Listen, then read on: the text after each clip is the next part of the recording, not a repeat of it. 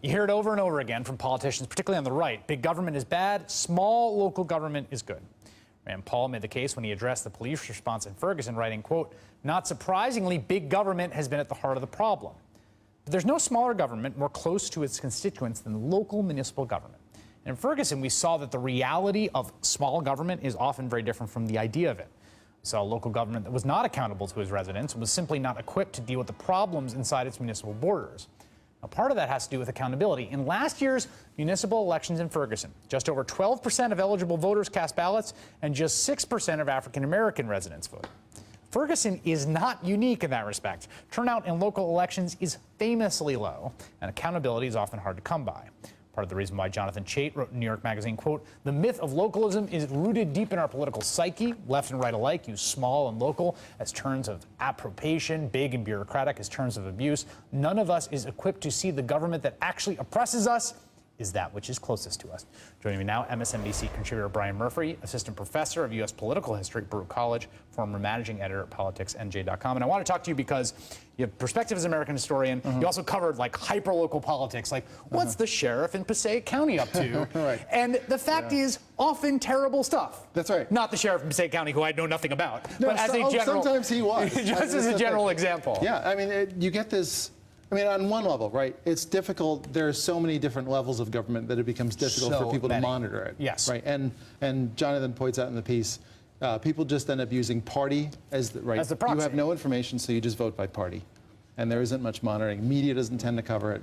So like in Jersey, there are hundreds of municipalities, add in boards and commissions and county governments and school boards, and you've got thousands of bodies. And let's just be clear, like a lot of those people aren't elected through anything like what we would really call a genuine democratic process. Or they're not elected at all. Right, or they're just not elected at all. But even the ones that are elected, it's like 7% of the people show up to vote, and they vote for the people endorsed by so-and-so. Like, the mayor in my town, I mean, no disrespect to him, but it's the same guy who was there when I left high school. And a lot of the, I mean, going back to look at Jersey in the last year, a lot of it's the very same people. And that's a problem in and of itself, but there's also, I think, this problem of local government. We are so used to associating big government with problematic government that we almost don't have a vocabulary to talk about the civic problems that happen when you have an empowered local government that isn't accountable. Right.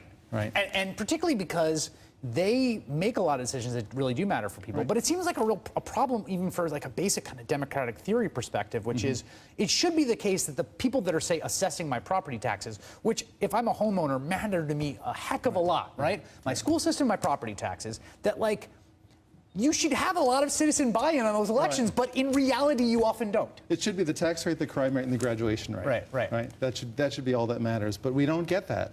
And we haven't, and in a lot of ways, that's sort of built into what is supposed to be the federal system, right? We have this sort of domineering British Empire, we get this light government, and in what you end up getting is a government that's in its local form is really empowered by the national state in very weird ways.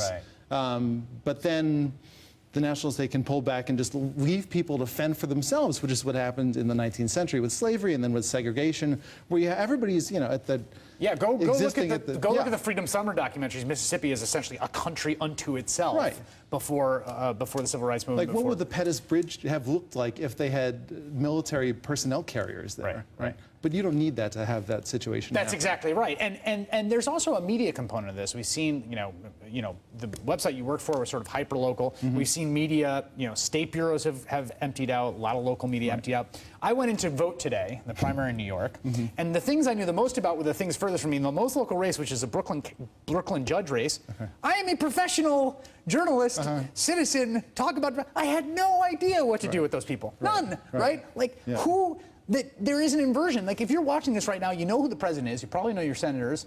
Get down to Congress, your assembly, things start to get a little hazier. You're actually not going to know them as well. It's totally counterintuitive. Yes. Right? And then it has real consequences for how those governments govern. Right.